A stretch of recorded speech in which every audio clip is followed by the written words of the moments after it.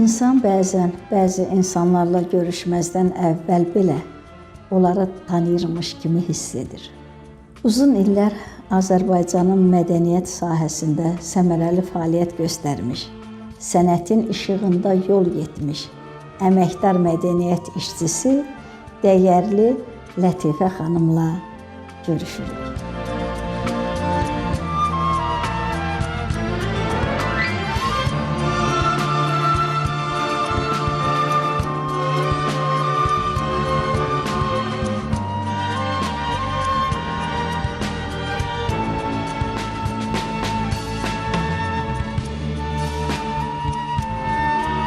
Mənim keçdiyim həyat yolunu bir tamaşaya bənzətsə, onun adını ömrün pərdə arxası adlandırardı.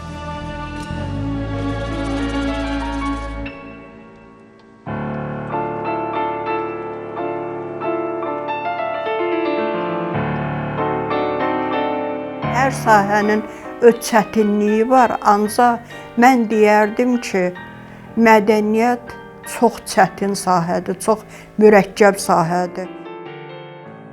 Bir insanın ömrünü sənətə həsr etməsi əslində bir məktəb yaratmaq kimidir. İnsanı ucaldan yalnız adı və ya peşəsi deyil, onun sənətə olan sonsuz sevgisi, gördüyü işə ürəkdən bağlanmasıdır. Lətifə xanımın hər kəlməsində sənətə sədaqət, mədəniyyətə xidmət və keçdiyi yolun məsuliyyəti hiss olunur.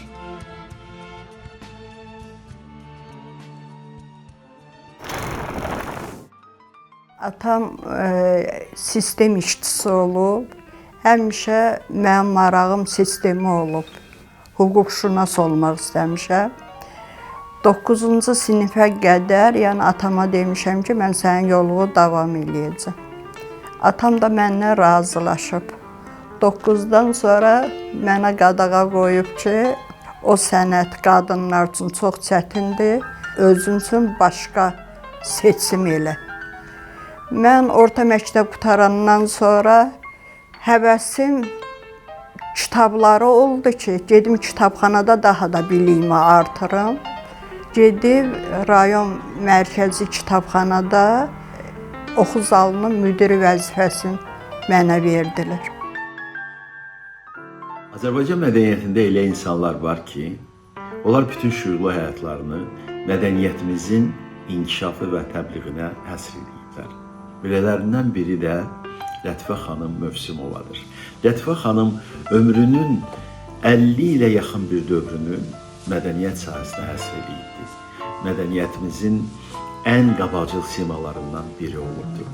Lətifə xanım Masallı rayon mədəniyyət şöbəsinə rəhbərlik etdiyi illərdə orada yaranan yeni kollektivlər, orada mədəniyyət işinin təşkili, kitabxanalarda, muzeydə, musiqi məktəblərində aparılan işlər, yeni musiqi məktəblərinin açılması, yeni mədəniyyət ocaqlarının açılması, bütün bu faktlar hamısı bizim gözlərimiz qabağında olub. Ona görə də bu günləri Masallı rayon mədəniyyətindən söhbət gedəndə təbii ki, Lətifə xanımın adı hər zaman böyük sevgi ilə xatırlanır.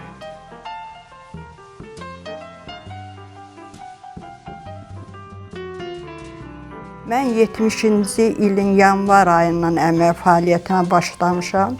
Ümummilli liderimiz Heydər Əliyev isə 69-cu ilin iyun ayından hakimiyyətə gəlib. Demək olar ki, mən onun bütün çıxışların, bütün səfərlərin izləyirdim. Kitab oxumaqla bərabər birinci dərsliyim o idi. Birinci ondan nə görüb, nə götürüb ondan götürürdüm. Sonra isə mən kitab oxuyurdum. Lətifə xanım uzun illər mədəniyyət sahəsində çalışan bir xanımdır və mədəniyyətə töhfə verən bir xanımdır. Yəni mən Lətifə xanımı artıq deyə bilərəm ki, 30 ilə yaxındır mən Lətifə xanımı tanıyıram və hər zaman bir işgüzar xanım olaraq tanımışam və Lətifə xanım milli mənəvi dəyərlərimizin qorunmasında böyük töhfəsi var. Həddindən artıq böyük töhfəsi var. Gənc nəsillərə onun tərəfindən çatdırılmış və çatdıracaq işlər həqiqətən həddindən artıq çoxdur. Bu zərif və nurani xanımın daxilində necə böyük iradə, necə güclü xarakter yaşayır. İnsan bəzən illərlə çalışır, amma sənətinə ruhunu qata bilmir. Lətifə xanım isə ömrünü sənətə həsr etməyib, onu yaşayıb və qoruyub. Partiya dövründə mən əmək fəaliyyətinə başlamışam, Sovet dövründə də. O dövrdə qurultaylarda, partiya fəallar yığıncağında, Komsomolun qurultayında, Moskvada keçirilən qurultaylarda hamısında nümayəndə olmuşam. Yəni dünya görüşüm lap çox artıb. Ən mən üçün yadda qalan, unudulmaz bir fakt olub ki, qurultay konsertində 5 kollektivi dəvət eləmişdilər. O kollektivin içərisində bizim kollektiv də var idi. Bizə məlumat verdilər ki, konsertdən sonra bütün rəhbərlər gedib öz kollektivinin yanında qalsın. Bütün rəhbərlər getdi, mən isə getmədim. Mən gedib kulisdə gizləndim. Mən dedim ki, yox, mən orada qala bilmərəm. Heydər Əliyevə o qədər mənim hörmətim var idi. Nəsə onun yanında qalmaq, ona baxmaq, nəsə o qədər mehriban idi, o qədər, nə bilim, nur tökülürdü üzündən. Ancaq onun yanında qalmaq adama o qədər çətin gəlirdi ki, mən deyirdim ki, yox, mən heç cür onun yanında qala bilmərəm. Heydər Əliyev çıxdı səhnəyə, elə oldu ki, mənim yanımda. Yəni gəldi, görüşdü o 4 müğənni ilə, gəldi, qaldı mənim yanımda. Mənə qayıtdı, dedi ki, bu kollektiv sarı kostyum geyinmişdi bizim qızlar. Dedi, bu kollektiv sizindir. Dedim ki, bəli. Dedi, Azərbaycanda hələ sırf folklor nədir, hələ tam bizim adamlar hələ yaxşı bilmirlər. Hələ muğamı, folkloru yaxşı bilmirlər. Ancaq xaricdə isə, hansı xarici ölkəyə gedirsənsə, onlar öz folklorları ilə tanınırlar. Sən gəl mənə söz ver ki, bu kollektivi sən bundan sonra da inkişaf elətdirəcəksən və bu kollektiv ömrü, bu kollektiv fəaliyyət göstərəcək. Mən də başımı saldım aşağı, dedim baş üstə nə qədər ömrüm varsa mən bu kollektivi yaşadacağam. O mən üçün bu günə qədər həmin danışıq ölənə qədər mənim yadımdan çıxmaz və ikinci dəfə hakimiyyətə gələndə Masallıya gəldi. Orada gələndə tapşırıq verildi ki, maşından düşəndə mən qarşılamalıyam onu. Gedib maşından düşəndə qapını açıb aşağı düşəndə güllə qarşıladım, görüşdük. Onun o qədər yaddaşı güclü idi, o qədər bir dənə adamı görməklə mən deyirdim ki, üstündən gör 15 il keçmişdi, dedim ki, mən onun yadında qalmaram. Qayıtdı, sual verdi ki, gözəl qız kollektiv vardadır. Kollektiv yaşayır, dedim, bəli. Bəs kollektivi görsətdim, dedi, burada. Dedim ki, dayanıblar orada. Mənə qayıtdı, dedi, halal olsun, bəs ömrü bu kollektivi yaşat.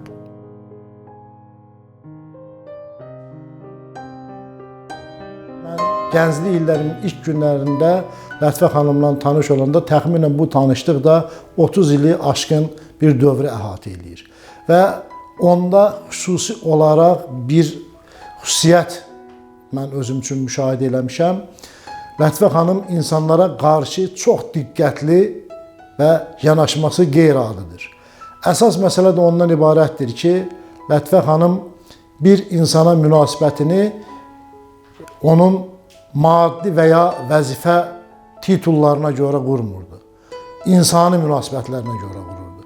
Və ən əsası da bir insanla münasibətdə olanda Lətifə xanımdan mən öyrəndiklərim o olub ki, hər hansı bir insanla iş yoldaşı və yaxud da digər qaydada münasibətləri qurulanda o adam çətin durumda olanda Lətifə xanım daha çox o insana diqqət və qayğı göstərir və ona hiss elətdirmədən, onu incitmədən öz dəstəyini o adamdan əsirgəməyib. Tərəqqi medallı, şöhrət ordenli, əməkdar mədəni işçisi Lətifə xanımla 40 ildən artıq işləmək mənə nəsib olub. Lətifə xanım çox işgüzar və tələbkar bir xanımdır. Lətifə xanım bütün ömrünü mədəniyyətə sərf etmişdir. Lətifə xanımın işlədiyi dövrdə gözəl kollektivlər yaranaraq qastrol səfərlərində, festivallarda, respublika tədbirlərində olmuşuq. İnsanın böyüklüyünü, onun ürəyinin gücü, əqidəsinin möhkəmliliyi və əməyinin dəyəri müəyyən edir. Onun keçdiyi yol bir ömürdən daha çox bir məktəb, bir örnək olur. Ən böyük arzum o idi ki, mədəniyyətə gələndən sonra istəyirdim ki, mədəniyyəti canlandırım. Bizim rayonun mədəniyyəti nəinki Azərbaycanda, dünyada tanınsın.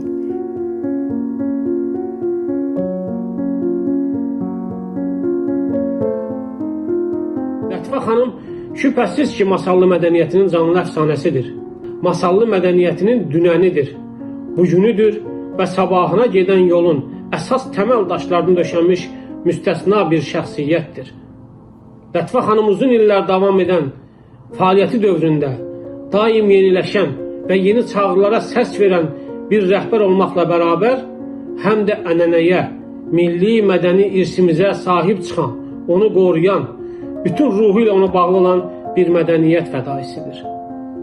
Lətifə xanımın bu böyük uğurlarının arxasında duran ən böyük amil onun mükəmməl xarakteri, zəngin bilik və təcrübəsi, əməksevərliyi, yorulmadan işləmək istəyi, bacarığı, işinə yaradıcı münasibəti, habelə insanlarla, o cümlədən rəhbərlik etdiyi kollektivi ilə xoş münasibət qurma bacarığı idi. Son illər Lətifə xanım regional şöbəyə rəhbərlik eləyirdi. Bütün bu işlərin öhdəsindən o qədər bacarıqla gəlirdi ki, o zamanlar bizim yolumuz Masallıya və ümumiyyətlə Cənub zonasına düşəndə həmişə Lətifə xanımın müəssisələrinə baş çəkəndə biz görürdük ki, bu müəssisələrdə necə gözəl iş aparılır, necə gözəl iş qurulur. Təbii ki, bu təşkilatçılıq məsələləri də Lətifə xanım tərəfindən çox yüksək səviyyədə idarə olunurdu. Aktyorlar evində İlyas Əfəndiyevin Mahnı Dağlarda qaldı tamaşası ilə iştirak elədik. Bizim tamaşa günü zalda aktyorlar evində bir dənə boş yer yox idi. Üstəlik qapını açıq qoymuşdular. Qıraqda da nə qədər adam var idi. Adil İskəndərov içəri girəndə dedi, qadam, bu günləri hansı rayonun tamaşasıdır? Mən hələ qapıdan içəri girəndə bu tamaşaçıları gördüm. 11-ci tamaşada mən bu günləri baxıram. Mən bu qədər burada zalda adam görməmişəm. Bunlar haranın, hansı rayondur ki? Mən bunlara 5 verdim. Həmin günü biz o tamaşa ilə biz Xalq Teatrı adı aldıq. Lətifə xanımı mən 90-cı illərdən tanıyırdım. Qiyabi şəkildə tanıyırdım. Lətifə xanım uzun müddət Masallı idarəsində, mədəniyyət idarəsində çalışmış bir qadın kimi tanıyırdım və fəal ictimaiyyətçi bir qadın kimi tanıyırdım. Lakin tale elə gətirdi ki, 2006-cı ildən mən də Yardımlı rayon Mədəniyyət və Turizm şöbəsinə müdir təyin olundum və həmən ildən başlayaraq mən Lətifə xanımı daha yaxından tanıdım. Lətifə xanım doğrudan da çox gözəl, nüfuzlu, ondan sonra bacarıqlı, təşkilatçı, öz işini sevən, dövlətə və dövlətçiliyə sədaqətli bir rəhbər işçi olmuşdur. Mən Lənkəran Astara Regional Mədəniyyət İdarəsi rəisi təyin olmuşdan öncə Azərbaycan Respublikası Mədəniyyət Nazirliyinin aparatında işləyirdim. O zaman Lətifə xanım Masallı Regional Mədəniyyət İdarəsinin rəisi idi. Ondan qabaq Mədəniyyət şöbəsinin müdiri işləyib və bizim sıx, belə deyim, əməkdaşlığımız olub. Mən uzun illər Lətifə xanımdan yuxarı təşkilatlara ünvanlanmış şikayət xarakterli bir müraciətə belə rast gəldiyimi xatırlamıram. Bu fakt özlüyündə çox şey ifadə edir. Talih elə gətirib ki, Lətifə xanımla mənim də bərabər uzun illər çalışmaq imkanım olub. 2012-ci ildə Masallının Azərbaycanın folklor paytaxtı elan edilməsi, Azərbaycanda ilk dəfə olaraq Masallıda keçirilən və 3 il arxa-arxaya təşkil edilən və hər il dünyanın müxtəlif ölkələrindən 20-yə yaxın folklor kollektivinin və 300-ə yaxın qonağın iştirak etdiyi Masallı beynəlxalq folklor festivallarını, muğam müsabiqələrini, bölgələrdən paytaxta, bölgələrdən bölgələrə adlı respublika əhəmiyyətli tədbirləri, rəngarəng konsert proqramlarını, ənənəvi bayram şənlikləri və turizm sərgilərini yəqin ki, hər birimiz çox yaxşı xatırlayırıq. Kollegiyada dedik ki, biz belə beynəlxalq festival keçirdəcək.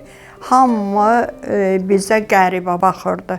Həm nazirin işçiləri, həm kollegiya üzvləri və bütün rayonların mədəniyyət şöbə müdirləri. 3 dəfə o qədər yüksək səviyyədə biz beynəlxalq festival keçirtmişik ki, sonradan da bu günə qədər eşitmişəm ki, yazdılar ki, həmin festivalı siz keçirtmirsiniz. Festivalın birinci festivalda bizim zaministr Sevda Məmmədəliyeva iştirak eləyirdi. O festivalda birinci biz parad yürüyüş formasında keçirtdik. Ondan sonra sərgilər açdıq, sərgilərə baxdılar. Axşam isə konsert olurdu. Bütün ölkələrin konserti olurdu. Sevda xanım mənə sual verdi ki, siz bunu necə, bəs xaricdən siz rejissor gətirmişsiniz, senarist gətirmişsiniz? Dedim ki, yox, hamısı bizim mədəniyyət işçilərinin öz köməkliyi ilə, yəni rayon icra hakimiyyəti kömək eləyib, onu biz belə keçirtmişik. Mən iş həyatında müşahidə elədiyim, xüsusilə də gənclərə yaratdığı şəraitlə, gənclərə öyrətdiyi işlərlə diqqəti cəlb edir. Bu işlərin içərisində də həm yüksək peşəkarlığa sahib olmaq, həm də dövlətə, millətə, xalqa sədaqətlə qulluq eləməklik yer alıb. Və əminəm ki, Lətifə xanım masalların qəlbində özünə əbədi yer tapıbdır. Lətifə xanımın yol yoldaşlığı çox gözəl, qayğıkeş, səmimi və diqqətli olub. Lətifə xanım bununla bərabər çox gözəl vətənpərvər bir xanımdır.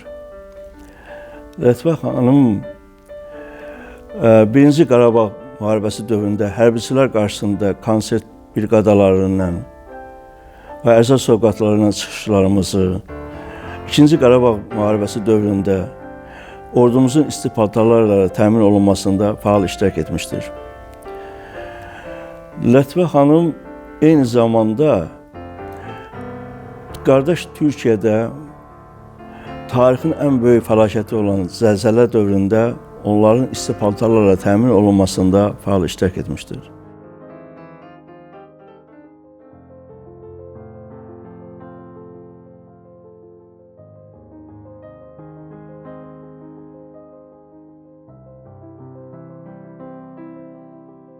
Əvvəl biz idarə müdiri olaraq ayrı-ayrı rayonlarda çalışırdıq, lakin sonradan bir regionda çalışdığımız müddətdə də həmin münasibətlərimiz yenə də davam elədi. Doğrudan da Lətifə xanımın masallı mədəniyyətinin təbliğində, masalda dövlətin mədəniyyət siyasətinin həyata keçirilməsində çox böyük əməyi vardır və uzun illər Masallı rayon mədəniyyət şöbəsinə rəhbərlik eləmiş bir insandır.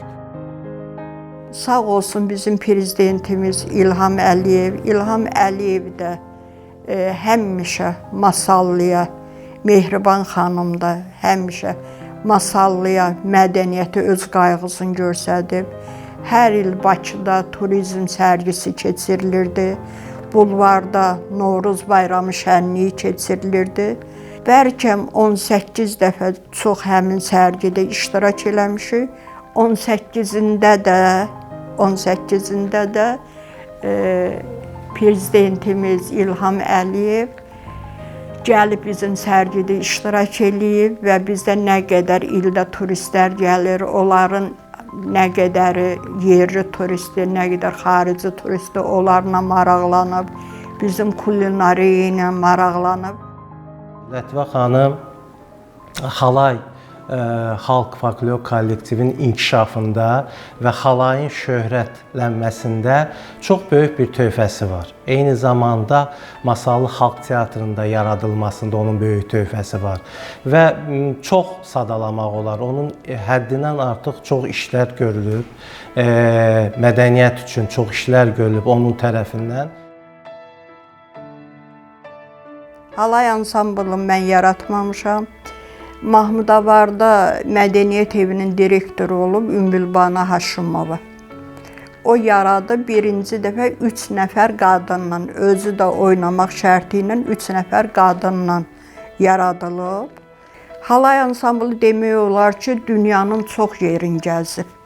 Yəni, o danılmazdı ki, Ümbülbana xanımın bünövrəsini Ümbülbana xanım qoyub.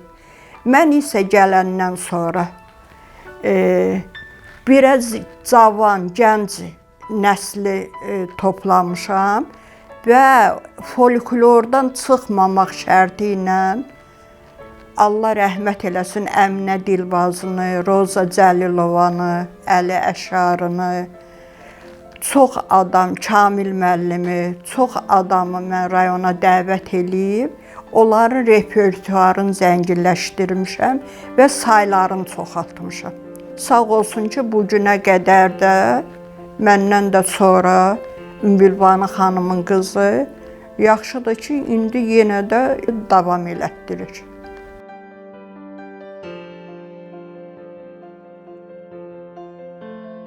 Lətifə xanımın kollektivdə çox böyük hörməti vardı. Demək olar ki, hamı onun xətrini istəyirdi və bunu o isti münasibəti ilə yaratmışdı. Lətifə xanımın rəhbərliyi yanında da çox böyük hörməti var idi. Mədəniyyət Nazirliyi həmişə onun qərarlarına, onun təkliflərinə çox böyük hörmətlə və qayğı ilə yanaşardılar. Lətifə xanımın nüfuzu, Lətifə xanımın fəaliyyət dairəsi Masallının sərhədlərini çoxdan aşmışdı.